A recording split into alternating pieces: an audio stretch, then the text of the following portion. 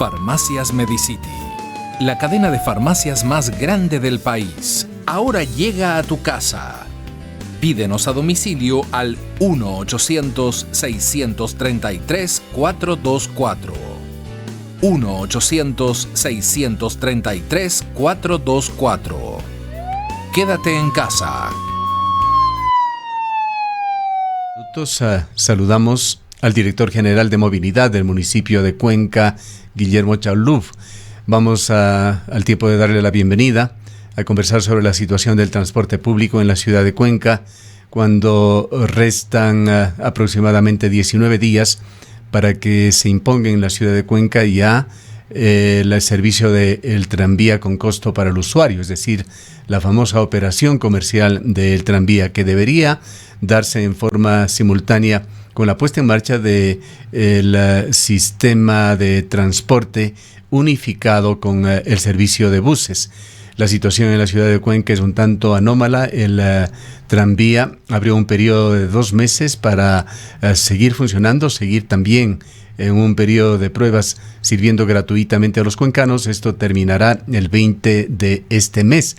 Mientras tanto, han persistido los desacuerdos entre la Cámara de Transporte, la Unidad Tranviaria y el municipio de Cuenca. Damos la bienvenida al director general de movilidad del municipio de Cuenca para que nos cuente sobre el estado de situación del transporte público en Cuenca, que además otro importante ingrediente son las limitaciones de hasta un 50% de su capacidad que tienen los buses para llevar pasajeros, limitación que se ha visto subutilizada con una presencia bastante escasa de pasajeros en los buses por el temor al contagio a la COVID-19. Bienvenido, ingeniero Chaluf. Buenos días. Muy buenos días. Un saludo a todos que están escuchando Antena 1. Un gusto saludarles, un gusto tener ese espacio. Cuéntenos cómo está la situación del transporte público, cómo la evalúa y la mira usted. El transporte público ha sufrido una serie de cambios. Toda la sociedad está se adaptando a la pandemia en las distintas fases que estamos viviendo. Y desde el municipio, el GAD está observando justamente todo lo que está ocurriendo y haciendo una serie de planteamientos para responder a esos cambios. Y desde la transportación pública tuvimos una respuesta del COE nacional muy importante que ha determinado justamente esta ocupación del 50% de la capacidad como máximo. Eso significa que un bus que antes llevaba 90 personas solo puede pasar a llevar 45 personas. En ese sentido, al hacer ese acompañamiento de la reactivación del transporte público en la ciudad, vimos que la demanda ni esa se cumplía. En la mayor parte de los casos está yendo de 5, 10, 15 personas como máximo en la mayor parte de las horas del día. En eso nos generó una serie de preocupaciones y estábamos ya anteviendo eso como parte de las posibilidades que tendríamos al reincorporarse a las actividades. Y la Dirección de Movilidad, desde hace ya varios meses, al inicio de la crisis, empezó a verificar cómo podríamos adaptarnos, crear una red de transporte más resiliente a la pandemia.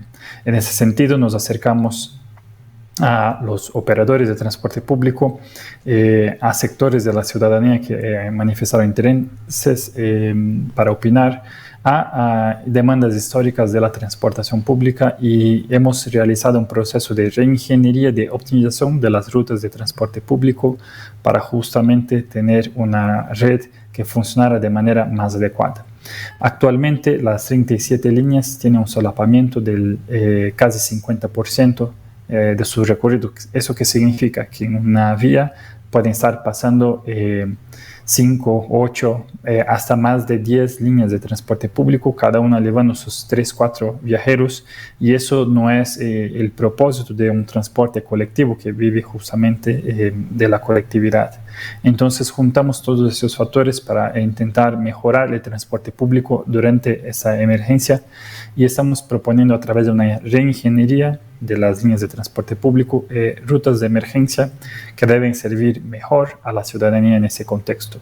Saldrán de todas las cabeceras, llevarán a los principales puntos de demanda de la ciudad, sea el Arenal, sea mercados más cercanos, sea el centro histórico, el parque industrial.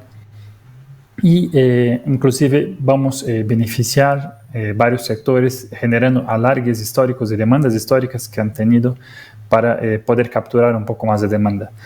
Eso siempre con lo que llamamos de una oferta adaptativa, que eso significa, si el bus está pasando a cada 8 minutos y está yendo justamente con 20 personas, está cumpliendo las normas, no pasa nada, así seguirá.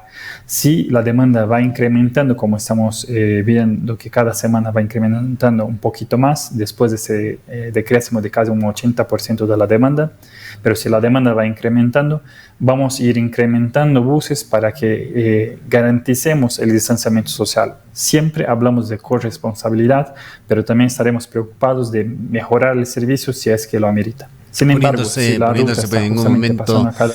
en el punto de vista de los transportistas, ingeniero Chalub, ¿es sustentable, es sostenible el servicio de transporte a través de las cooperativas? Es que no deja de ser un servicio privado, pues no es un servicio público, no es un servicio municipal, pero con los niveles de ocupación que se están dando, ¿es sustentable y sostenible? No, justamente en esas condiciones no es sustentable financieramente la operación. Por eso es importante el proceso de reingeniería. No tenemos que tener miedo que un perjuicio que un beneficio a un transportista es un perjuicio a la ciudadanía. Para nada, en verdad los dos deben apoyarse unos en los otros. La transportación vive de la demanda y la ciudadanía depende de la transportación. Entonces esperamos que al mejorar las rutas, al crear esos alargues en algunos puntos muy específicos, al disminuir esas redundancias, vamos a mejorar el servicio ciudadano y al mismo tiempo generar costos más adecuados a la operación, optimizando costos. Usted, ingeniero Chalub, si no le entiendo mal, habla de una racionalización en el uso de los buses que circulen quizá con rutas más largas y que circulen en definitiva menos buses en la ciudad. De hecho, esto es una solución para el transporte, es una solución para los usuarios, es una solución también para el municipio de Cuenca. Pero en Cuenca hay acuerdos de largo plazo que se han dado y que han estado basados en la demanda de pasajes anteriores, del número de pasajeros anteriores. Esto significó también acuerdo con los transportistas para el reemplazo de algo más de 400 buses en la ciudad, proceso que ha avanzado significativamente y que ha significado importantes inversiones para los choferes. ¿Qué tipo de solución se podría dar? ¿O este es ya un problema exclusivamente de la Cámara del Transporte, de las cooperativas, ante el cambio de una situación, ante estas nuevas realidades que estamos viviendo, es un problema que ellos tienen que solucionar? ¿O va el municipio de Cuenca y en este caso a través de la Dirección de Movilidad a dar algún tipo de lineamientos para hacer más llevadera la situación para esta contraparte tan importante también en el servicio público en la ciudad? Así es, estamos justamente verificando las alternativas que tenemos para generar una sostenibilidad del servicio. La primera, como comentaba, es hacer esa reingeniería. Cualquier apoyo a la transportación, que es un servicio público garantizado en la Constitución, el derecho a la movilidad, tiene que estar respaldado a través de un proceso eficiente. Justamente el bus que está transportando 4 personas pasando a cada 4 minutos, eso significa que debemos readaptarlo a través de uno de esa reingeniería. Otro, si pasa cada 4 minutos con 4 personas, podrá pasar a cada 6, tal vez llevando un poco más. Entonces, el primer paso es disminuir los costos operativos. El segundo es justamente buscar esa demanda que históricamente ha venido siendo solicitada y que ahora sí tenemos la posibilidad de brindar. Y aún así estamos verificando los medios de donde podríamos aún tener un apoyo a la transportación pública en general, de buses urbanos y rurales que están brindando los servicios a la ciudadanía. Eso sin olvidar para nada el tema de protocolos. La transportación pública es un medio de transporte necesario, pero siempre debe cumplir los protocolos que están siendo rigurosamente vigilados a través del MOVP. Todos los conductores cuentan con herramientas, elementos de bioseguridad, alcohol gel a entrar en las unidades, se está cumpliendo el distancia social a esa capacidad máxima del 100%. Entonces, el transporte público está bastante controlado, la ciudadanía puede apoyarse para utilizar el transporte público. Ingeniero buscamos... Ingeniero Shalom, este repensar o esta reestructuración del transporte público que se estaría dando en el contexto de la emergencia sanitaria frente a la situación que estamos viviendo, ¿sería temporal o esto ya es el inicio de un proceso integral que permanecería ya a mediano y largo plazo, pensando además con la incorporación en todo este proyecto del tranvía también? Muy buena pregunta. La medida que estamos haciendo es por la emergencia, entonces hablamos que son medidas reactivas a esta condición en que estamos. Sin embargo, justamente estamos brindando alargues históricos, estamos brindando lo que llamamos esta oferta adaptativa para ir mejorando las condiciones y garantizar que haya distanciamiento social. Imaginamos que una serie de medidas beneficiarán sí la población y por eso devolveremos al término de la crisis esta misma para la ciudadanía para ver si quieren consolidarla o prefieren regresar con parte de sus líneas anteriores a la crisis. Vamos a estar muy abiertos a eso y crear esos canales de comunicación en el momento oportuno. Importantísimo, esa reingeniería, esos alargues pueden ser consultados a través del aplicativo Movit, MWVIT, que puede ser descargado gratuitamente en las tiendas de sus móviles o a través de la internet. Las medidas deben apoyarse. Quisiera insistir en el tema, lo que usted señala está bien, da soluciones en las situaciones actuales al transporte público, pero que de ninguna manera vislumbra una solución para la contraparte, para los transportistas. Usted habla de optimizar los costos operativos, esto, si no le entiendo mal, sería optimizar los costos variables. Pero en cuanto a los costos fijos, a las inversiones, a los créditos que han adquirido los transportistas, no se vislumbra ninguna solución. Traigo este tema a colación porque esto nos llevaría también a entender la problemática que se maneja en la negociación entre la Cámara de Transporte y el proyecto Tranvía, que aparentemente no tiene puntos de encuentro, que tiene un corto plazo para solucionarse. Si nos puede hablar sobre este tema, cómo avanza esta negociación, qué posibilidades reales hay de que se lleguen a un acuerdo que permita que dentro de 19 días, cuando fenezca el plazo del funcionamiento gratuito del tranvía, el sistema integrado del transporte entre a funcionar con beneficios para el usuario, con el pago de un solo pasaje en la ciudad de Cuenca. Perfecto. Desglosemos entonces, hay costos variables, hay costos fijos y hay los ingresos. Estamos trabajando en todas las frentes. Desde el inicio hemos demostrado algunas series de créditos que estaban partiendo desde el gobierno nacional con algunas condiciones un poco mejores al refinanciamiento de deudas de la transportación. Eso fue una iniciativa que simplemente les dimos a conocer, pero podrían apoyar el tema de los costos fijos de reinversión. El otro punto, los costos variables, como mencionábamos, y el punto del ingreso, generando los pirales de la parte financiera, de un equilibrio financiero, estamos intentando solventar. Comentaba que no solo eso, estamos buscando justamente los medios de verificar herramientas de compensación financiera. Les dimos a conocer una posibilidad, pero estamos aún desarrollando los mecanismos que podrían ser pertinentes, darían factibilidad a esta herramienta y por eso seguimos en diálogo para esta posibilidad. La integración es un tema en verdad que no interfiere directamente en ese equilibrio financiero inmediato por parte de la operación del transporte público, pero es importante desde el punto de vista ciudadano. La integración es deseada por mejorar el servicio a la ciudadanía. En eso estamos en diálogo de igual manera permanente con ellos a través de una serie de mesas de trabajo que empezamos a varios meses y vimos alternativas de parte y parte para la integración que podemos generar. La primera parte que podría es la interoperabilidad entre los medios tecnológicos, es decir, que una tarjeta sería en el validador del otro. Entonces vimos que esta parte tecnológica nunca había sido solventada, nunca había sido planteada, y es en esa que estamos viniendo trabajando.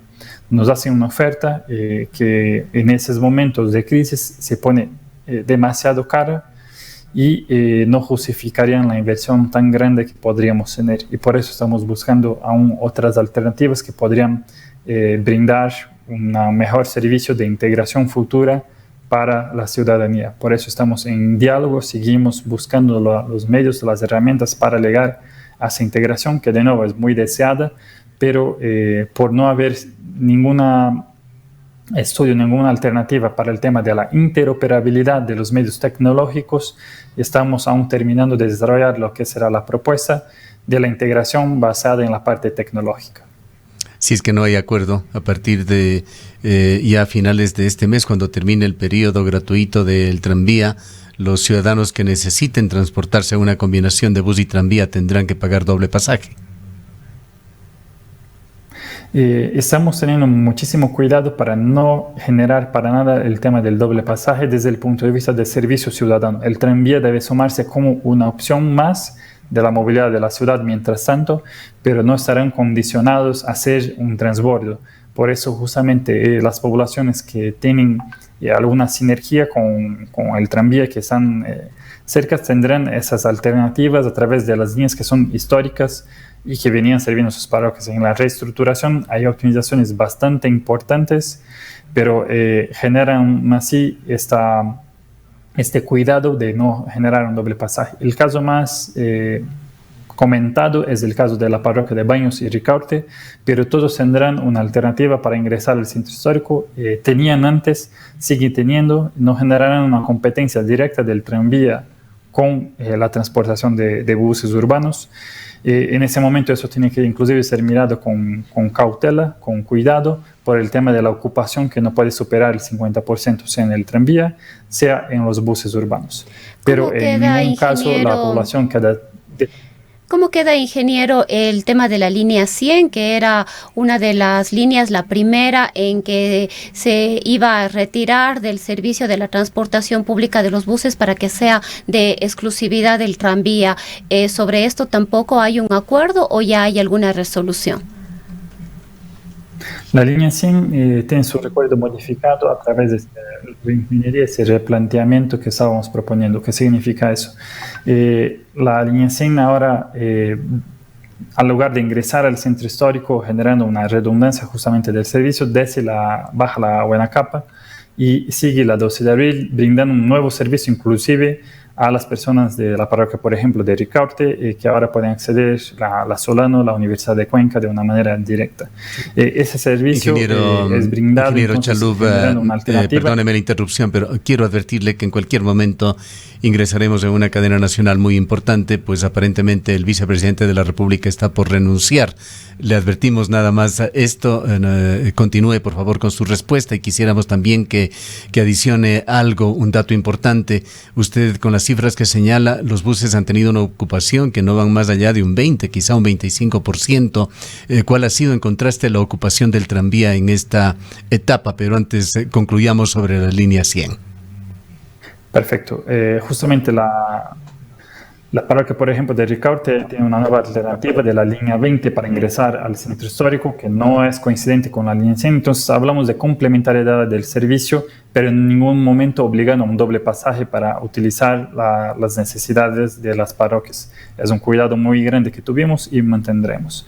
Con respecto a la ocupación, justamente el de la transportación, hubo esta queda de hasta un 75% actuales, y que esperemos que siga siendo incrementada día a día como está ocurriendo.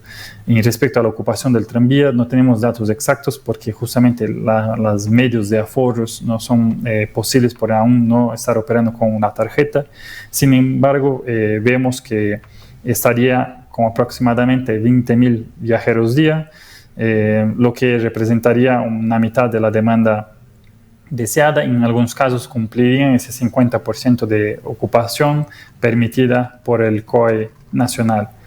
Más allá de toda esta compleja problemática, ingeniero Salub, es evidente que en estos meses de confinamiento la calidad del aire de Cuenca ha mejorado significativamente y es algo que vamos a añorar los cuencanos.